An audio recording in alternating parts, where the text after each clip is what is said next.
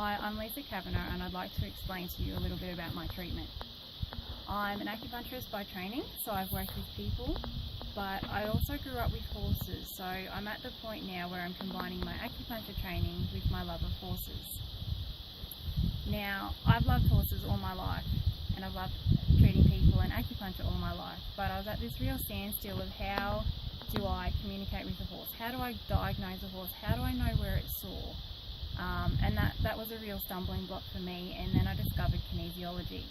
So kinesiology is the art of muscle testing, and when a muscle is in balance, it will hold. So by being in balance, it means that it's got good nerve supply and good blood supply.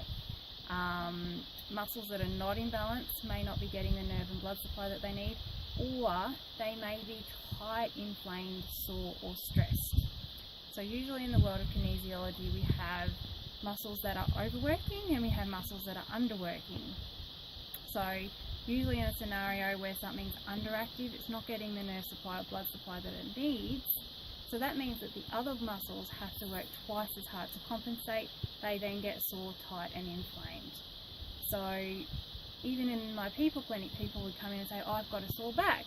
It's like, okay, so your back's working overtime, but where is the actual inactive muscles that we need to activate to then fix the problem? I could treat your back pain till I'm blue in the face, but it will keep coming back until we activate those underactive muscles. Okay, so what is kinesiology? It's a big word, it's very confusing. Most people have been to a chiropractor and the chiropractor will ask them to hold out their arm and say, can you hold that? And your muscle, if it's strong, if it's getting a good nerve supply, will hold. If the muscle doesn't have a good nerve supply, you can't hold it. And that's the imbalance that we're looking for. Same thing, they might ask you to lift up your leg and can you hold? So it will either hold or not. If it's holding, then the muscle is in a state of health and it's fine. If it lets go, then that's what we're looking for.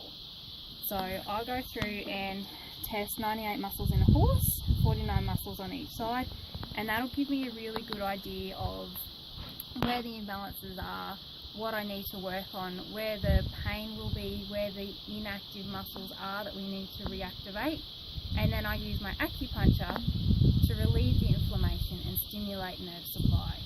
So it really is a combination of kinesiology, where I use the muscle testing as a form of diagnosis, because I can't talk to that horse. I look at it and I don't know where the inflammation or the soreness is. So the kinesiology is how I communicate with the horse and how I find what's sore and what needs to be fixed. And then the acupuncture is the tool that's renowned for its anti-inflammatory, pain-relieving qualities.